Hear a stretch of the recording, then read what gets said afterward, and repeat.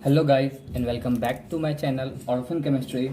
आज से हम लोग एक नया टॉपिक स्टार्ट करने जा रहे हैं जिसका नाम है हाइब्रिडाइजेशन। जैसे कि मैंने हेडिंग में लिख रखा है हाइब्रिडाइजेशन, और मैंने यहाँ साइड में लिखा है वैलेंस बॉन्ड अप्रोच।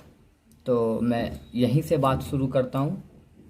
देखो, वैलेंस बॉन्ड अप्रोच लिखने के पीछे का कारण ये है कि जब हम हाइब्रिडाइजेशन को समझते हैं, हाइब्रिडाइजेशन के कॉन्सेप्ट को समझते हैं, हाइब्रिडाइजेशन होता कैसे है, हाइब्रिड ऑर्बिटल्स क्या होते हैं, कौन कौन से कंडीशन सेटिस्फाई होने चाहिए हर हाइब्रिडाइजेशन होने के लिए, और कब कब हाइब्रिडाइजेशन नहीं होते हैं, इन सारी बातों को जब हम समझते हैं तो इन्हीं बातों को बेस बनाकर हम वैलेंस बॉन्ड थ्योरी पढ़ते हैं। वैलेंस बॉन्ड थ्योरी का मानना है कि जो कोवलेंट बॉन्ड होता है वो ओवरलैपिंग ऑफ एटॉमिक ऑर्बिटल से बनता है। ओके, तो वैलेंस बॉन्ड थ्योरी की बातों को समझने के लिए हमें जिस कॉन्सेप्ट को पहले जानना होता है वो है हाइब्रिडाइजेशन। हालांकि हाइब्रिडाइजेशन और वैलेंस बॉन्ड थ्योरी में बहुत सारी चीज़ें ऐसे ऐसे टॉपिक्स हैं इनके बीच में जो कि कभी पहले ये पढ़ो तो पहले वो पढ़ो, पर मैं एक सिस्टमेटिक वे में आपको यहाँ से शुरू कर रहा हूँ और लास्ट तक बताऊँगा, बेंट रूल तक मैं बताऊँगा। So let us start. यहाँ मैंने मैं डेफिनेशन तो इसे नहीं कहूँगा क्योंकि इसका कोई एक रिजिड डेफिनेशन नहीं हो सकता है। तो ये एक स्टेटमेंट है जो हाइब्रिडाइजेशन की प्रॉपर्टीज़ को, इसके कैरेक्टरिस्टिक्स को बेस्ट एक्सप्लेन करता है। तो मैंने ये लिखा है कि hybridization is the mixing of atomic orbitals. ध्यान दीजिएगा, मैंने टर्म यूज किया है मिक्सिंग। मैंने यहाँ पे ओवरलैपिंग नहीं लिखा है क्योंकि ओवरलैपिंग ऑफ एटॉमिक ऑर्बिटल से जो बनता है वो बॉन्ड होता है, और मिक्सिंग ऑफ एटॉमिक ऑर्बिटल से जो बनता है वो हाइब्रिडाइजेशन होता है। तो हालांकि आपको लग रहा होगा कि मिक्सिंग और ओवरलैपिंग एक ही बात है, पर ऐसा है नहीं। मैं आगे जैसे जैसे टॉपिक आगे बढ़ेगी मैं आपको एक्सप्लेन करता जाऊँगा। तो hybridization is the mixing of atomic orbitals and redistribution of its energy. Okay, redistribution मतलब क्या? जब एटॉमिक ऑर्बिटल्स हैं तो उसकी कुछ एनर्जी है, हम निकालते हैं एनर्जी एटॉमिक ऑर्बिटल्स का n+l रूल से। तो जो एक अलग अलग जो ऑर्बिटल्स हैं उसकी जो एनर्जी है, और जब वो आपस में मिक्स होकर हाइब्रिड ऑर्बिटल्स बनाते हैं तो वही एनर्जी नहीं रह जाती है। मान लो कि s ऑर्बिट, मान लो 2s है और 2p है, तो 2s की एनर्जी कम होगी 2p के कंपैरिजन में। पर जब 2s और 2p मिल करके हाइब्रिडाइजेशन कर लेंगे, जब हाइब्रिड ऑर्बिटल्स बना लेंगे तो फिर सबकी एनर्जी सेम हो जाएगी। तो ऑब्वियस सी बात है, जिसकी एनर्जी ज़्यादा है उसकी एनर्जी थोड़ी घटेगी, जिसकी कम है उसकी थोड़ी सी बढ़ेगी। तो इसका क्या मतलब है कि ऑर्बिटल्स मिक्स हुए, हाइब्रिड ऑर्बिटल बने, और उनकी जो इंडिविजुअल एनर्जी थी वो एक जगह पहले आई, फिर सब में रीडिस्ट्रीब्यूट हो गई, क्योंकि अब सारे हाइब्रिड ऑर्बिटल्स एक जैसे होते हैं। ये सब बातें हम आगे हाइब्रिडाइजेशन के कैरेक्टरिस्टिक्स में, या आप उसे फीचर्स कह सकते हो, या किसी किसी बुक्स में पोस्टुलेट रहता है, आप उसमें ये सब चीज़ें अभी आगे पढ़ने वाले हो। बस मैं यहाँ पर एक इंट्रो में मैं बस एक बेसिक आइडिया दे रहा था। तो इससे पहले कि मैं अब हाइब्रिडाइजेशन पे बातें करूँ तो मैं पहले ये बताता हूँ कि एटॉमिक ऑर्बिटल्स कैसे होते कैसे हैं आखिर। मुझे पता है आप सब लोग जानते होंगे एटॉमिक ऑर्बिटल्स कैसे होते हैं, पर मैं यहाँ पर क्योंकि मुझे हाइब्रिडाइजेशन को हायर कॉन्सेप्ट तक सिखाना है, इस वजह से मैं एक बेसिक आइडिया दे रहा हूँ कि ऑर्बिटल्स कैसे होते हैं। ओके, और मैं बता दूँ कि हाइब्रिडाइजेशन जो यहाँ हम लोग सीखेंगे वो यहाँ तक सीखेंगे, sp⁻⁰। एक्चुअल हाइब्रिडाइजेशन जो होता है वो यही होता है, और हमें यहाँ तक कॉन्सेप्ट को सीखना है। ओके, सो मैं यहाँ पे लिखता हूँ कि एटॉमिक ऑर्बिटल्स से मैं बात शुरू करता हूँ।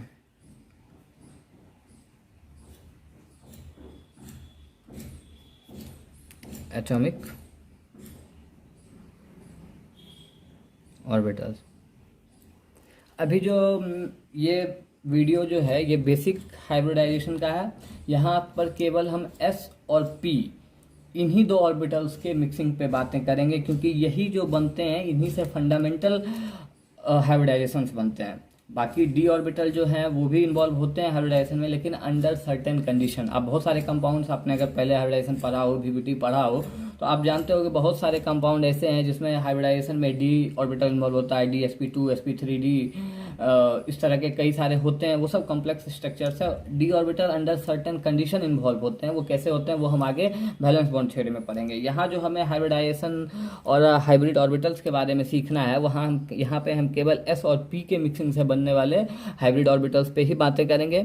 और जब VBT पढ़ेंगे एक एक स्टेरिक नंबर को, जैसे मैंने VSEPR में डिटेल में पढ़ाया था, मैं यहाँ फिर से एक एक स्टेरिक नंबर को डिटेल में पढ़ाऊंगा, पर इस बार ऑर्बिटल पिक्चर के साथ, हाइब्रिडाइजेशन के कॉन्सेप्ट के साथ, VBT के साथ पढ़ाऊंगा।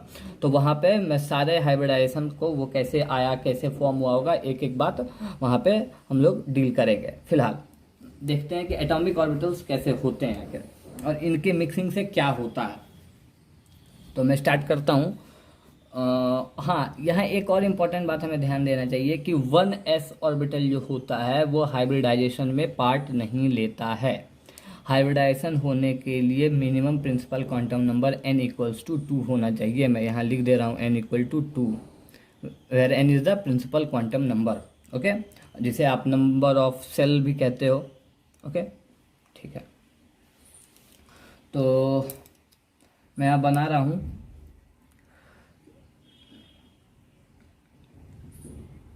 ये मैंने एक सर्कल बनाया, पर आप इसे स्फीयर समझोगे क्योंकि यहाँ मैं 3D ड्रॉ नहीं कर सकता।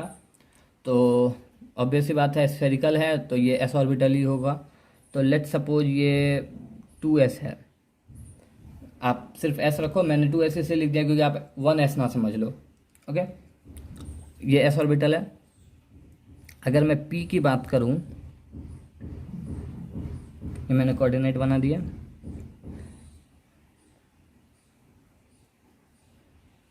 एक ऐसा होगा। अभी मैं XYZ एक्सिस नहीं लिख रहा हूँ, मैं लिखूंगा अभी थोड़ा सा समझाते हुए। पहले मैं ऑर्बिटल ड्रॉ कर दूं।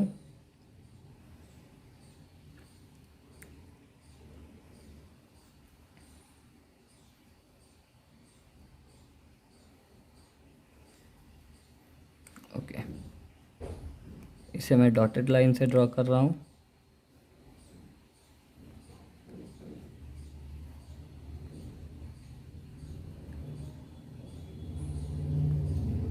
ओके, सो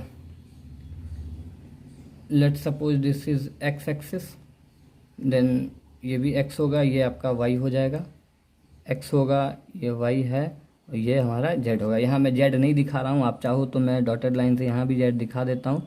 हमें स्ट्रक्चर को कॉम्प्लेक्स नहीं करना है, ओके।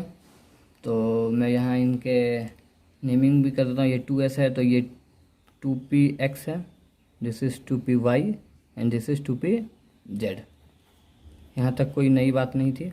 हाँ, एक बात हमें यहाँ ध्यान रखनी है कि अगर हमने एक बार, आप किसी को भी देखो, यहाँ मैंने लिखा नहीं, sorry, x, this is z and this is y। तो आप किसी भी एक्सिस पे बनाओ, आप, मैंने जिसे x लिया है, आप इसे z भी ले सकते थे, y भी ले सकते थे, ये आपकी मर्जी थी। पर हाँ, एक बात केवल ध्यान रखना है कि आप अगर इस एक्सिस को x ले लोगे हाइब्रिड ऑर्बिटल बनाते समय, तो आप हमेशा उसे x ही मानोगे। जैसे मान लो मैंने इसे x बोल दिया, यहाँ मैं इस वाले को अगर x बोल देता तो ये भी तो px ही हो जाता फिर यहाँ, या मैं इसे फिर यहाँ आके x, मैं इसे डिफाइन कर देता ये z वाले एक्सिस को, तो फिर ये भी तो x एक्सिस पे ही लोब्स हैं तो x हो जाता। इसलिए एक बार आप जिसे फिक्स कर दो, उसे ही आप throughout the hybridization same रखो, ओके, ठीक बात है। और दूसरी बात, यहाँ मैं पॉजिटिव नेगेटिव नहीं दिखा रहा क्योंकि मुझे यहाँ चार्ज दिखाना नहीं है, ना ही फेज दिखाना है यहाँ, क्योंकि हमें मिक्सिंग ऑफ ऑर्बिटल्स दिखाने हैं।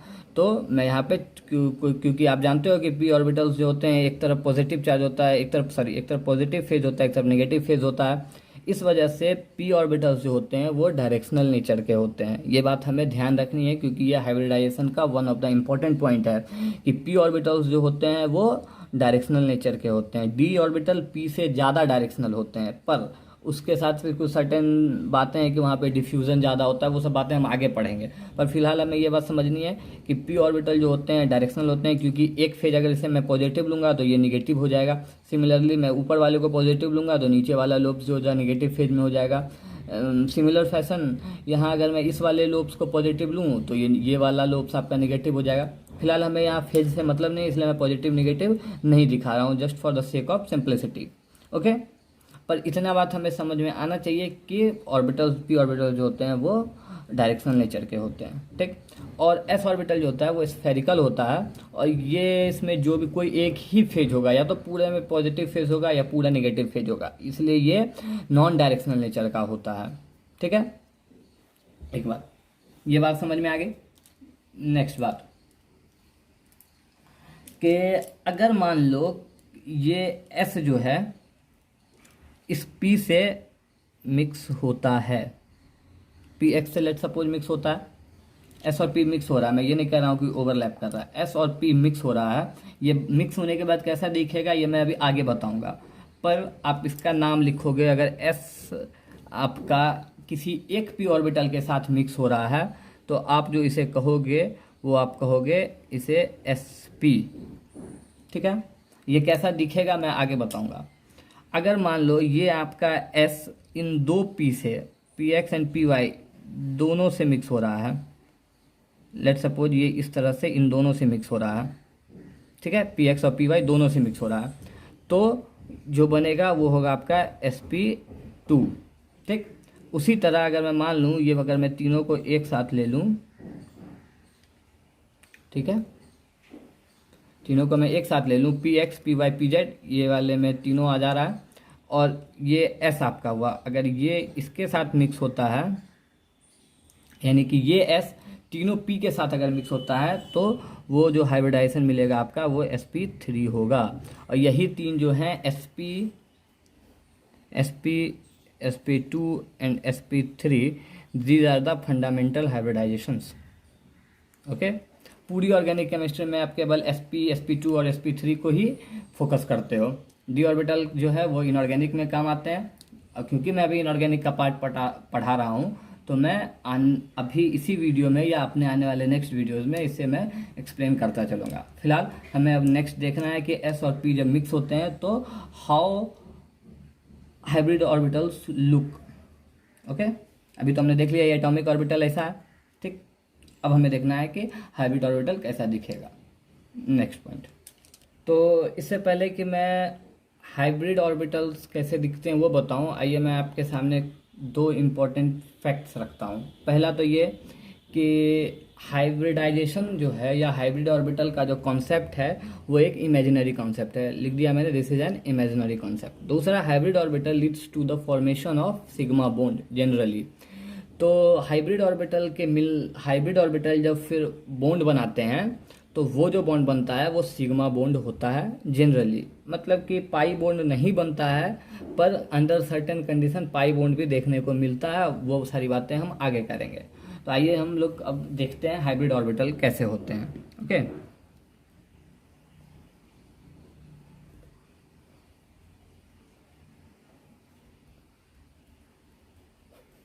सो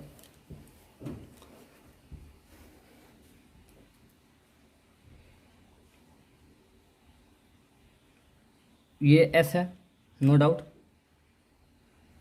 ये एस है। ओके, और मैं एक पी ऑर्बिटल बना दे रहा हूँ, ये एक पी ऑर्बिटल है, इसमें भी किसी को डाउट नहीं होना चाहिए। Let's suppose this is X, this is Y and this is Z. Okay, जब ये और ये दोनों मिक्स होंगे तो जो हमें, आप इसे ओवरलैप नहीं समझोगे इसलिए मैं यहाँ मिक्सिंग लिख रहा हूँ कि ये दोनों जब मिक्स होंगे, ये दोनों जब मिक्स होंगे तो इससे जो ये पी ऑर्बिटल है आपका, ठीक है, पी एक्स ही लिख लो, पी एक्स ऑर्बिटल, ये दोनों जब मिक्स होंगे तो बनने वाला जो मिलेगा हमें एस पी मिलेगा, ये हमने देख लिया है। ओके, तो एस पी, अब बात ये है कि एस पी दिखेगा कैसा, तो वो मैं यहाँ आपको बना के दिखाता हूँ। देखो एस जो है ये स्फेरिकल है, पी जो है ये डम्बल है, तो जब ये दोनों मिलेंगे तो ऑब्वियस सी बात है कि जो रिजल्टेंट स्ट्रक्चर हमें मिलेगा, यानी कि जो शेप हमें मिलेगा हाइब्रिड ऑर्बिटल का, वो इन दोनों के बीच का कहीं ना कहीं होगा। तो ये जो दिखता है ये कुछ ऐसा होता है,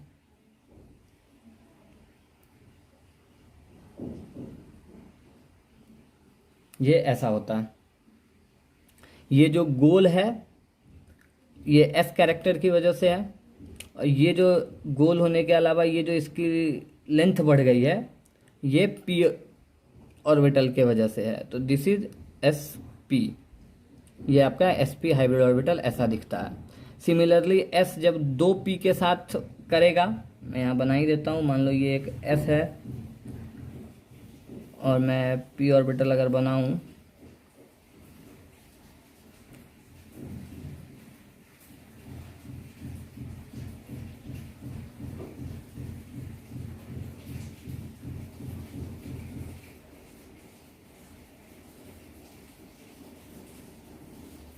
ठीक है, इसके साथ जब ये मिक्स होगा तो जो बनेगा, अब देखो क्योंकि यहाँ पे P का परसेंटेज ज़्यादा है, ये कैसे है मैं भी आगे बताऊंगा। तो ये थोड़ा सा, क्योंकि यहाँ दो P है, सीधा सीधा समझो, एक S है और यहाँ पे P के दो लोब्स हैं, ठीक है, P के दो लोब्स हैं। तो जो अब ये बनेगा ये थोड़ा सा ऐसे लंबा हो जाएगा, ठीक है, ये थोड़ा सा ऐसे लंबा हो जाएगा। इसका मतलब इस ये sp2 है, लंबा होने का कारण है क्योंकि यहाँ पे p के कैरेक्टर ज़्यादा हैं, p की कंट्रीब्यूशन इसमें ज़्यादा है, दो p हैं और एक s है। अभी मैं आगे इसका बॉक्स डायग्राम बना के दिखाऊंगा तो बातें और ज़्यादा क्लियर होंगी। तीसरी बात, अगर मान लो ये s है,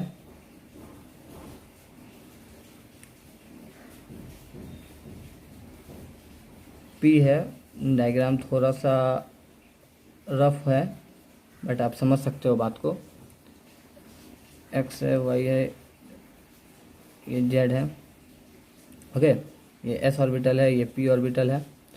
तो इससे जो मिलके बनेगा इसमें p कैरेक्टर और ज़्यादा होगा तो ये थोड़ा सा और ज़्यादा लंबा हो जाएगा, ये ऐसा दिखेगा, इसको हम लोग बोलेंगे sp2। और मैं अगर प्योर p ऑर्बिटल्स की बात करूँ तो प्योर p ऑर्बिटल जो होगा वो कुछ ऐसा होगा। मैं एक ही बना रहा हूँ, मैं तीनों लोब्स नहीं बना रहा हूँ, मैं केवल एक लोब्स बना रहा हूँ। प्योर p ऑर्बिटल जो होता है ये डायरेक्शनल नेचर का ऐसा होता है। लेट सपोज ये x एक्सिस है, okay, this is pure p orbital, pure p orbital, okay. ये आपका sp, देखो अब यहाँ से आप बातें और ज़्यादा क्लियर होंगी। जब प्योर p ऑर्बिटल है तो देखो कितना ज़्यादा डायरेक्शनल है, ओके। जब इसमें से इस लोब में जब s भी आकर के मिल गया तो ये थोड़ा सा गोल हो गया, क्योंकि 50-50% कंट्रीब्यूशन है, s भी 50% है, p भी 50% है, ओके। तो ये जो गोल है ये इसका गोलाई जो है ये s की वजह से है, और ये जो थोड़ी सी विड्थ लेंथ है इसकी ये p की वजह से है। इस वाले में p के दो ऑर्बिटल मिक्स हुए हैं, s के एक हुए हैं, तो इसका जो गोलापन है ये देखो ऐसा डायरेक्शनल था, ये जो थोड़ा थोड़ा गोल आपको दिख रहा है ये s की वजह से है, और ये जो लेंथ है इसकी ये p की वजह से है। इस वाले केस में p के दो ऑर्बिटल हैं, सॉरी ये sp sp2 ये sp3 है, सॉरी p के तीन ऑर्बिटल हैं और s का एक है, तो ये थोड़ा सा कम डायरेक्शनल है, यानी कि इसमें से जैसे जैसे आप नीचे आ रहे हो आपका परसेंटेज s कैरेक्टर कम होता जा रहा है। और परसेंटेज s कैरेक्टर क्या होता है, क्या फ़र्क पड़ता है, ये सब भी मैं आगे बताऊंगा। तो आइए हाइब्रिड ऑर्बिटल कैसे दिखते हैं वो तो हमने देख लिया, आइए मैं इस पर थोड़ी सा और डीप में बातें करता हूँ। नेक्स्ट, मान लो कि ये एक s ऑर्बिटल है, मैं बॉक्स बना के दिखा रहा हूँ, मैं उस तरह से ऑर्बिटल नहीं बना रहा हूँ क्योंकि कम्प्लेक्स हो जाता है समझाना। मान लो ये एक s है और इसके साथ p का एक ऑर्बिटल, ओके, p का एक ऑर्बिटल मिक्स होता है, तो जो मिलेगा वो कुछ ऐसा मिलेगा आपको।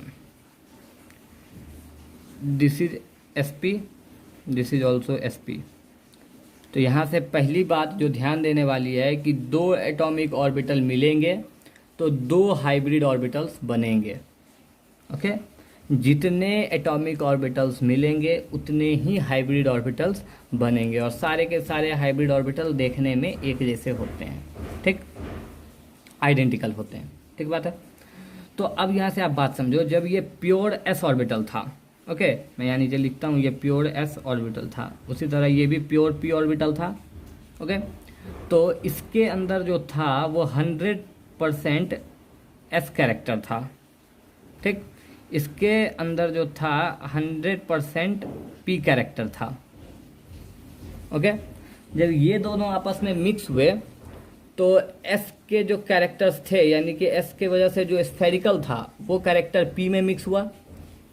पी जो डम्बल था इसके कैरेक्टर इस एस के ऑर्बिटल में मिक्स हो गए। फिर से मेरी बात समझो, ये जब एस ऑर्बिटल है, लेट सपोज ये प्योर एस ऑर्बिटल था, 100% इसमें केवल एस के ही कैरेक्टर थे। जब ये पी का एक ऑर्बिटल है तो ये प्योर पी ऑर्बिटल था और इसके अंदर 100% कैरेक्टर पी के ही थे।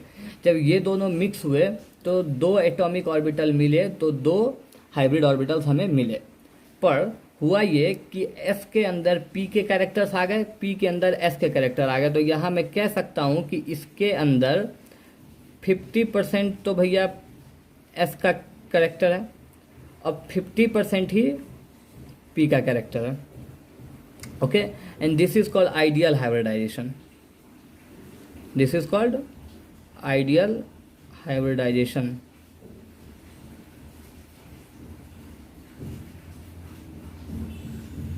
Ideal hybridization, okay. उसी तरह अगर मैं बात करूं, लेट सपोज ये एक एस प्योर एस ऑर्बिटल है और ये 2 पी ऑर्बिटल से मिलता है। मुझे नहीं पता ये पी एक्स है या पी वाई है, पी वाई पी जेड है या पी जेड पी एक्स है, मुझे नहीं पता। मुझे केवल इतना पता है कि ये पी ऑर्बिटल्स हैं, ओके। ये दोनों जब मिलेंगे तो ऑब्वियस सी बात है 1 2 3 और एटॉमिक ऑर्बिटल्स मिले तो हमें 3 हाइब्रिड ऑर्बिटल मिलेंगे। तीनों आइडेंटिकल होंगे और इसमें फिर परसेंटेज एस कैरेक्टर जो हो जाएगा, ये जो है ये भी sp2 ऑर्बिटल है, this is also sp2 and this is also sp2, okay. और अब जो इसके पास परसेंटेज कैरेक्टर होगा, परसेंटेज एस कैरेक्टर जो होगा वो होगा आपको 33.33%, ओके। तीनों में, इसमें भी परसेंटेज एस कैरेक्टर 33.33, 33.33, 33.33, ओके। अब परसेंटेज पी कैरेक्टर जो होगा, पी कैरेक्टर वो 66.66 होगा।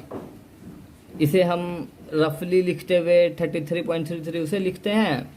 नॉर्मली हम इसे ऐसा लिख देते हैं कि परसेंटेज एस जो है वो अप्रॉक्सीमेटली 33% है और ये 67% है। आप राउंड फिगर भी लोगे तो ये 0.5 से कम है तो इसे 33 ले लेते हैं, ये 0.5 से ज़्यादा है डेसिमल के बाद तो इसे हम नेक्स्ट डिजिट पे ले लेते हैं, ओके। क्लियर है।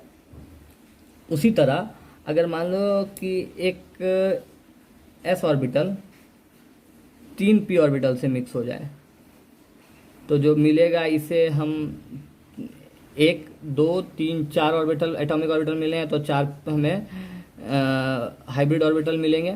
तो सारे के सारे क्या होंगे, sp3 sp3 sp3 and this is also sp3। तो यहाँ परसेंटेज एस कैरेक्टर अब आप आसानी से बता सकते हो कि ये 25% होगा। अब परसेंटेज पी कैरेक्टर जो होगा वो 75% होगा। यही बात मैंने पीछे कहा था कि जब आप sp2 एंड sp3 में आते हो तो परसेंटेज एस कैरेक्टर डिक्रीज होता जाता है, ओके। सबसे ज़्यादा परसेंटेज एस कैरेक्टर इसमें है, फिर इसमें है। परसेंटेज एस कैरेक्टर से क्या फ़र्क पड़ता है हम आगे देखें। फिलहाल आपको इतना जानना है कि परसेंटेज एस कैरेक्टर होगा तो वो मोर डायरेक्शनल होता रहेगा और जैसे जैसे परसेंटेज पी कैरेक्टर बढ़ेगा वो डायरेक्शनल होगा। तो अगर डायरेक्शनल नेचर की बात की जाए तो साइन उल्टा हो जाएगा, sp3 more directional than sp2 than sp, ठीक है। यहाँ बात क्लियर है। अब हम आगे बढ़ते हैं और बात करते हैं कि हम मैथमेटिकली कैसे कैलकुलेट कर सकते हैं हाइब्रिडाइजेशन को, ओके।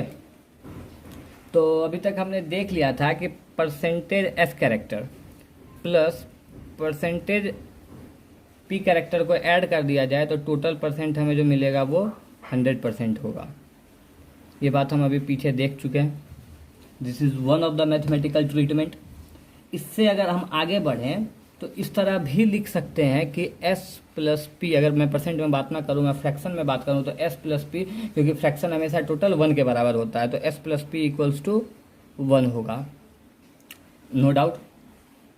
ओके, तो यहाँ से एक फार्मूला दिया गया था हाइब्रिडाइजेशन को लेकर के, वो ये था कि कोस थीटा। ओके, तो मैं यहाँ फार्मूला लिख रहा हूँ, डायरेक्ट मैं फार्मूला लिख रहा हूँ, ये कैसे आया ये हमें नहीं पढ़ना है। ओके, तो cos theta is equals two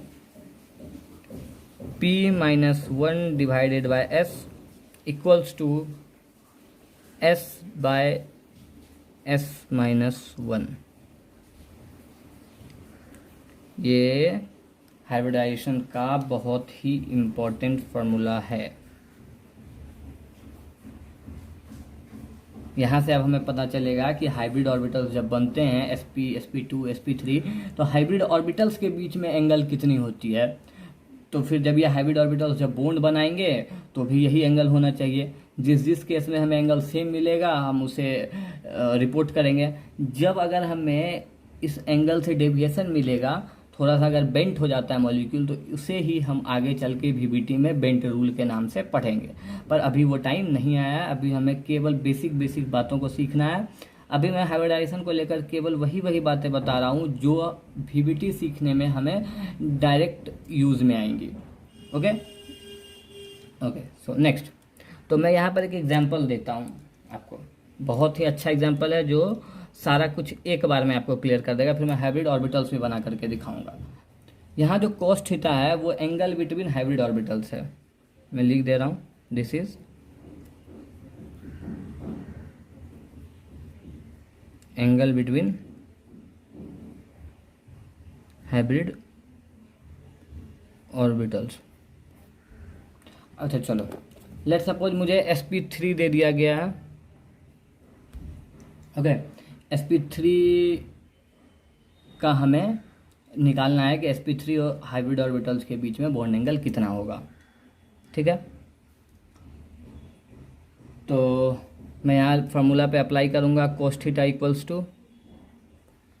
equals to let suppose मैं ये वाला फार्मूला यूज़ करता हूँ, s बाय s माइनस 1 में लेट सपोज मैं यूज़ करता हूँ। तो यहाँ sp3 में परसेंटेज s कितना है, अगर मैं फ्रैक्शन में इस्तेमाल करूँ तो अगर sp3 मैंने अभी पीछे बताया कि sp3 में परसेंटेज s जो है वो 25% है, परसेंटेज p जो है वो 75% है। तो इसे मैं अगर इस फार्मूला में रिड्यूस कर दूं तो ये मैं लिख सकता हूँ ये 0.25, इसे मैं लिख सकता हूँ 0.75। Okay clear. तो चलो cos थीटा इक्वल्स टू मैं यहाँ लिख रहा हूँ s divided by s minus 1। तो s है हमारे पास 0.25, ओके, डिवाइडेड बाय s फिर 0.25 माइनस 1 इक्वल्स टू हो जाएगा ऊपर 0.25 डिवाइडेड बाय माइनस ऑफ 0.75। अगर मैं इसे वो ये करूं तो ये हो जाएगा सीधा सीधा आपको निकल जाएगा वैल्यू माइनस ऑफ 0.333। तो आपका निकला cos theta equals to minus of 0.333। यहाँ से हम लिख सकते हैं theta equals to cos inverse 0.333। अगर आपको इन्वर्स ट्रिग्नोमेट्रिक फंक्शन आती है तो आप इसे कैलकुलेट कर सकते हो, पर हमारा पर्पस यहाँ मैथमेटिक्स सीखना नहीं है, हमारा पर्पस यहाँ केमिस्ट्री सीखना है। तो आप इसे जब सॉल्व करोगे तो थीटा इक्वल्स टू निकलेगा आपका 109.5 डिग्री। और यही तो अब तक हम लोग पढ़ते आ रहे थे कि sp3 के करस्पॉन्डिंग जो शेप हम ज्योमेट्री जो होती है वो टेट्राहेड्रल होती है। हालांकि मैं मानता हूं कि मैंने अभी तक शेप निकालना या ज्योमेट्री निकालना सिखाया नहीं है, पर ये तो बेसिक सी बात है, हम बचपन से पढ़ते आते हैं। 11-12 में हमने पढ़ा होता है कि ये sp3 जो होता है वो टेट्राहेड्रल होता है। तो बॉन्ड एंगल जो है वो तो एक्सपेरिमेंटली देखा गया ही कि वो टेट्राहेड्रल ज्योमेट्री में 109.5 होता है, पर ये मैथमेटिकली ट्रीटमेंट थ्योरेटिकली हम यहाँ से कैलकुलेट भी कर सकते हैं कि 109.5 डिग्री होता है। अब मैं एक और एग्जांपल दे देता हूँ sp2 की। ओके, sp2 है। तो cos theta equals to s divided by s minus 1 equals to cos theta, यहाँ sp2 है तो यहाँ s का मैंने बोला था हम आसानी से 33 लेके लिखेंगे, तो 0.33 हो जाना है। 0.33 डिवाइडेड बाय 0.33 माइनस 1 लिखोगे तो 0.33 divided by minus of 0.67 equals to minus of 0.492 के अप्रॉक्सीमेट। तो फिर हमें वही करना है कि cos theta equals to minus of 0.492 and theta equals to cos inverse minus of 0.492।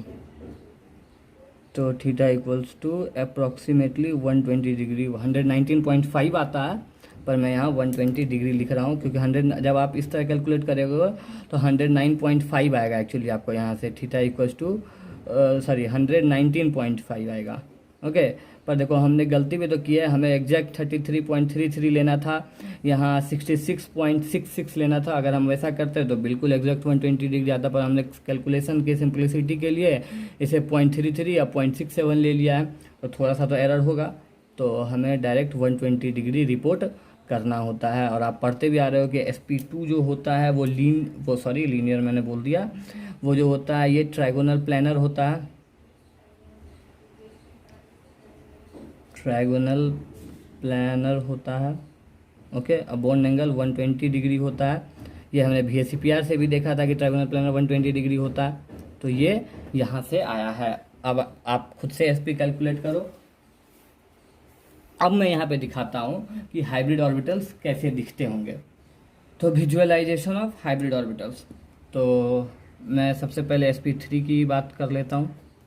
अभी हमने देख लिया कि sp3 जो होगा, फिलहाल आपको ध्यान रखना है कि टेट्राहेड्रल होता है। बॉन्ड एंगल क्योंकि हमने निकाल लिया 109.5 डिग्री, तो मैं इसे पहले एक टेट्राहेड्रल की तरह बना देता हूँ। ऐसा कुछ टेट्राहेड्रल आप देखते आए हो। अब आपने देखा है कि sp3 जो हाइब्रिड ऑर्बिटल्स होते हैं वो ऐसे होते हैं, तो लो बना दो आप।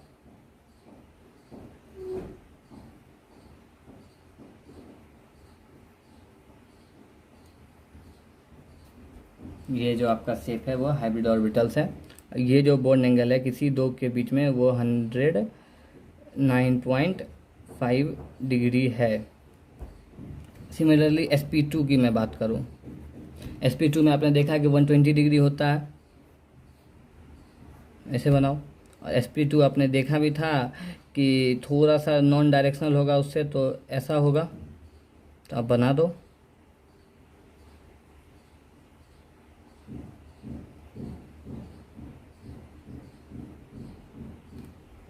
Okay, this is sp2। अब मैं बात करूँ sp की, तो आप sp निकालोगे पिछले वाले फार्मूले से तो वो आपको 180 डिग्री निकलेगा। तो ऑब्वियस सी बात है 180 डिग्री मतलब लीनियर, तो लीनियर का मतलब एक लोब्स ऐसा और एक लोब्स ऐसा। This is linear and bond angle is 180 degree. यहाँ से एक बहुत इम्पोर्टेंट बात जो अब हमें समझनी है कि ये जो लोब्स हैं, ठीक, इसे हम कहते हैं मेजर लोब्स।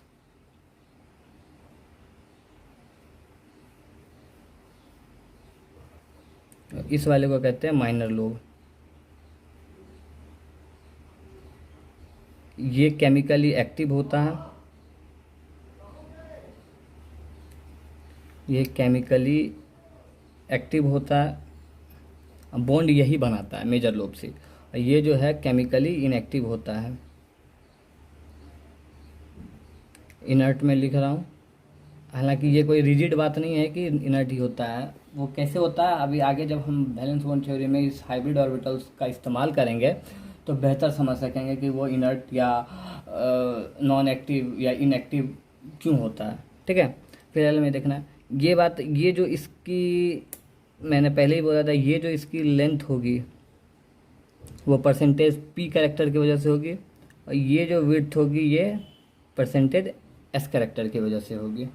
ओके, जितना ज़्यादा एस कैरेक्टर उतना ज़्यादा ये गोल होता जाएगा, जितना ज़्यादा पी कैरेक्टर आएगा उतना ज़्यादा डायरेक्शनल होगा, और डायरेक्शनल होना ज़्यादा फ़ायदेमंद है, ये मैं अभी बता दे रहा हूँ आपको।